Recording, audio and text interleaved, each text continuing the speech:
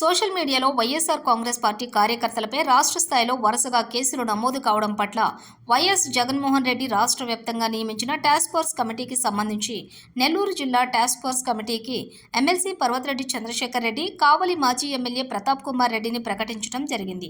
అయితే జిల్లాలో వైఎస్ఆర్ కాంగ్రెస్ పార్టీలో చాలా మంది సీనియర్లు ఉన్నప్పటికీ జగన్మోహన్ రెడ్డి నెల్లూరు అంటే పర్వతరెడ్డి చంద్రశేఖర్ రెడ్డిపై ప్రత్యేక అభిమానం చూపుతున్నాడని మరొకసారి రుజువైంది.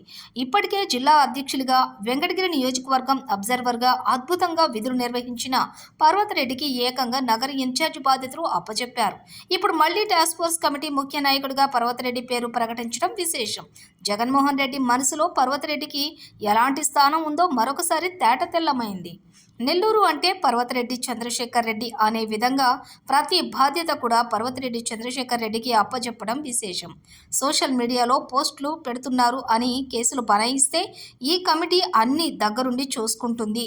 లీగల్ విషయాలు, అలాగే కుటుంబాలు పరామర్శించడం, ఆర్థిక సహాయం చేయటం, నేనున్నాను అనే భరోసా ఇవ్వటం లాంటి కార్యక్రమాలు చేయటం ముఖ్య ఉద్దేశం.